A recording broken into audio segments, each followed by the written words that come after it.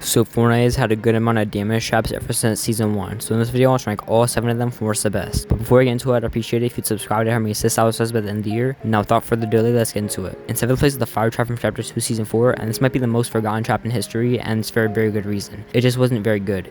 It could be placed on any surface, which is good, but it only did 50 damage a hit, which isn't good at all for a trap. Like, that's genuinely so bad, to the point that there's no real reason why you don't want to pick this thing up. It took 7 seconds for a new recharge, which is alright, but for the amount of damage it did, it just took way too long. It does have the added effect to set structures on fire, so if you use it in a wooden box, it could set it on fire, which could add up some more damage to the person you're fighting and make them panic. But it's just pretty unrealistic to do that, because you'd also have to burn yourself in the process, because to do that reliably, you have to be inside the box, which is basically a kamikaze move, so it has zero practical uses. In 6th place is the poison dart trap from season 8, and this is a pretty unique trap, as it by far has the highest range, being 3,000 instead of 1, so it could be used from a large distance, and it could also surprise someone if they're not expecting it. It's also unique because the way it does damage, being it deals 10 damage a hit, then it takes for 10 over time until it reaches 80, and it hits health directly, so it ignores all shields. So if someone took fall damage or storm damage, it could kill them without even hitting their shield one time. It takes 7 seconds to recharge, which is reasonable, and it can also be placed on enemy builds, which can also catch them off guard. So it's a pretty great trap all around, but I just have the others above it. In 5th place is the ceiling zapper from season 1, and as the name suggests, it can only place on the ceiling,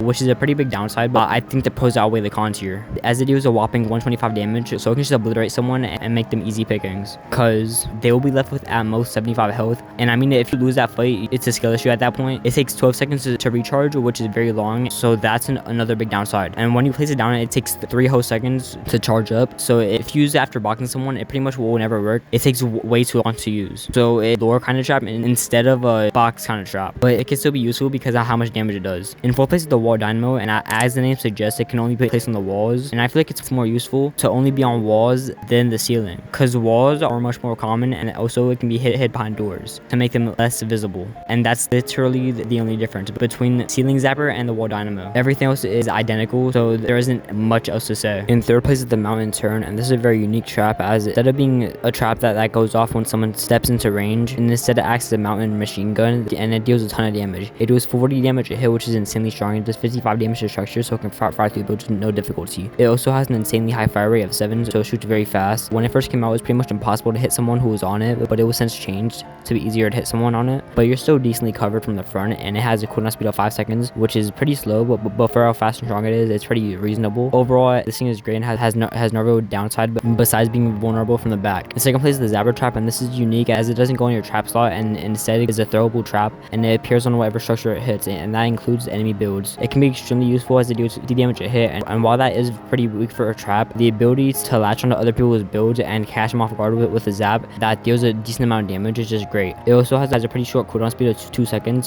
so if they panic, they'll catch another 50 damage easily. They might instinctively try to edit the trap as it was a wall before, and that'll lead to them getting zapped again. The stronger the build, the better, because it takes longer to break. Overall, its ability to catch them off guard in the comfort of their own box is very valuable, and it can also act as a distraction, so it's an amazing trap all around. When in 1st place is the damage trap, and I mean, it wasn't close at all. This is the damage trap, as it's literally in the name. It deals an insane 150 damage, which can decimate someone, make them insanely easy to kill, or can just kill them outright, because if they're not at 200, they're pretty much just dead, and it only takes 5 seconds to recharge, which is the second fastest, so strong and fast, which are the 2 best thing a trap can have. It can also be used on any surface, and if you have 2 of them, you can place them both in a box and instantly kill anyone inside of it, and this is just easily the best damage trap without a question. But that's the end of my video. If you enjoyed it, I'd appreciate it if you'd like and subscribe to help me reach 6,000 subs by the end of the year.